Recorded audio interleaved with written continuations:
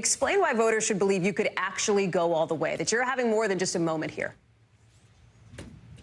Oh, I think this is just the beginning of our climb. One of the metrics we actually look at is we have not spent any money, really, seriously, on TV or radio advertising, where the other candidates and their super PACs are pouring money onto ads. And so our surge in polling comes against the backdrop of actually very little spending, which is a great sign for us. That's the track that Trump pursued in 2015. That's the trajectory, if not better, that I'm on right now. And I think it's because voters across this country are responding to my message of addressing our national identity crisis. It's not quite accurate to say I'm running an anti-woke campaign. What I say is that wokeness is just one of many symptoms of a deeper void, a loss of purpose and meaning and identity in our country.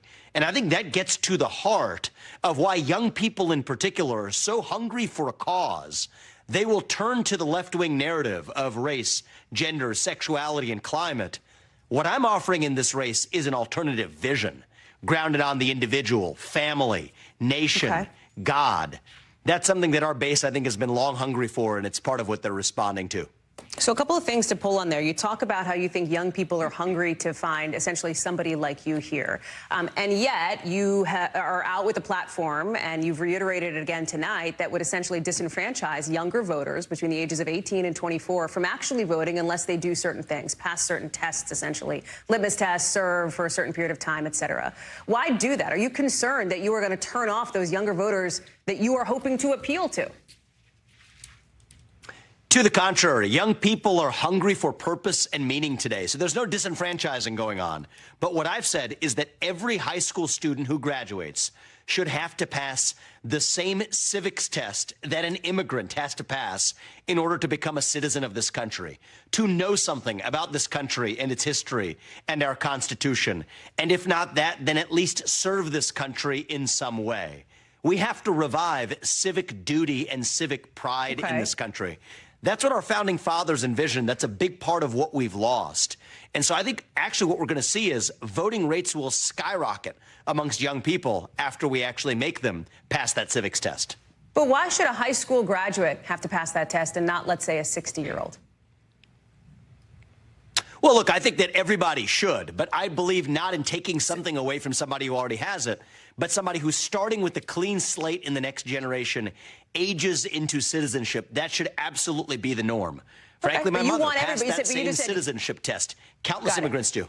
You would want everybody, if you could, everybody to pass the civics test. Is that something you would endorse?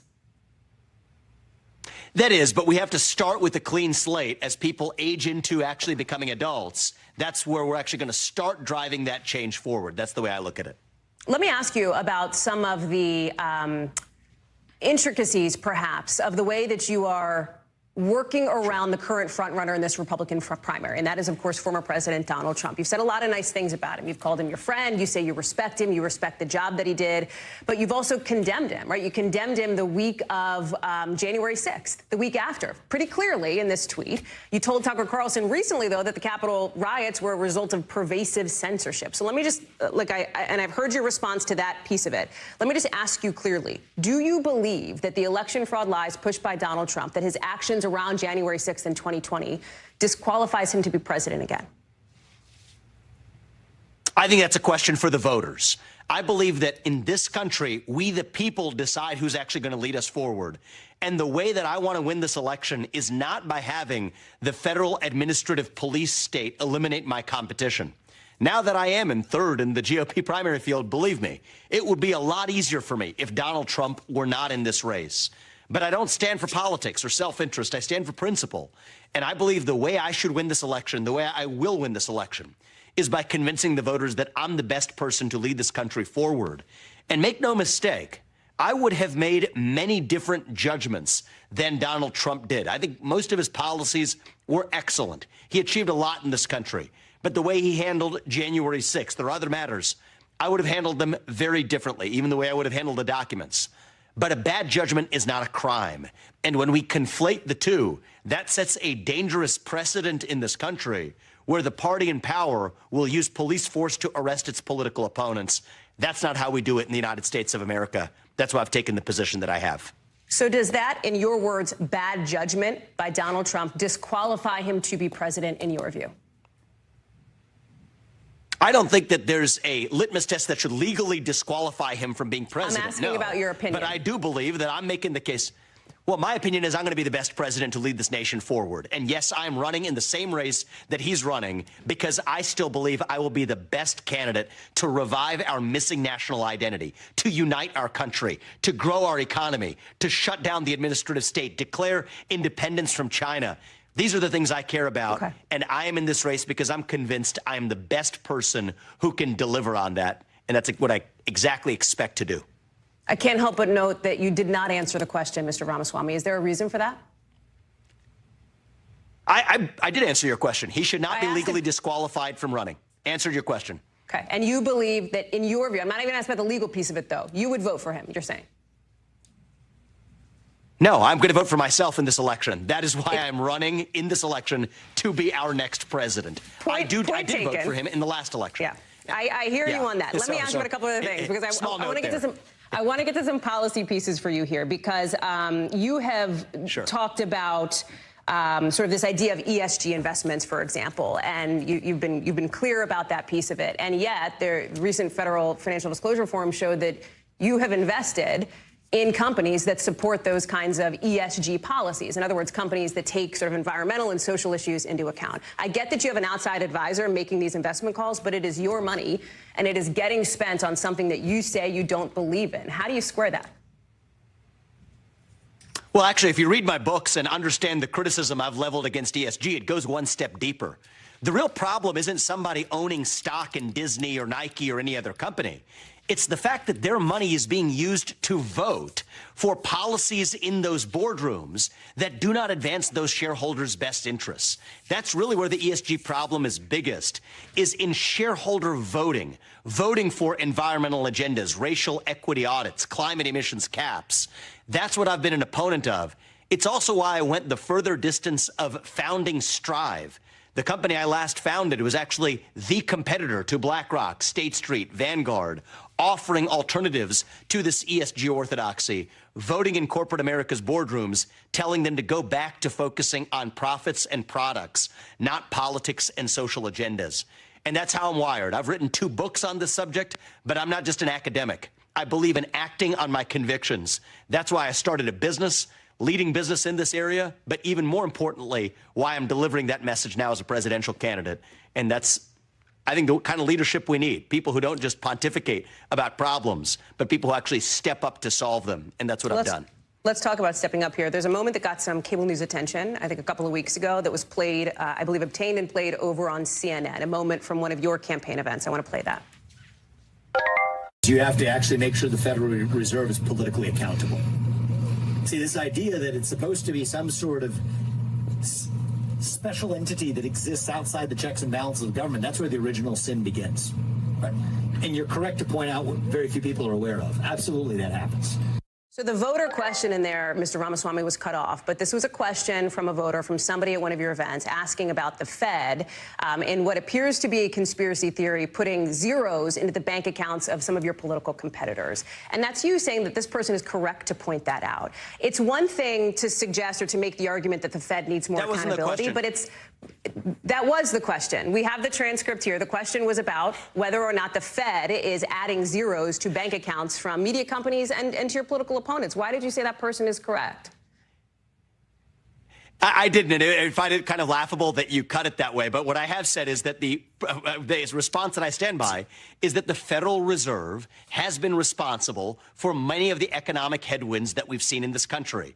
And I will dramatically reform the U.S. Fed by bringing an over 90% headcount reduction to the U.S. Federal Reserve. But with due respect, I'm going to tell you, you're doing your viewers and media's doing a disservice if you're selectively cutting videos and then putting words into somebody else's mouth that wasn't in that video, when in fact what we should be doing is having an actual debate on the merits of Federal Reserve policy. But that's what we're trying to do here, and it didn't sound like that's what you were doing in response. And that's what we need.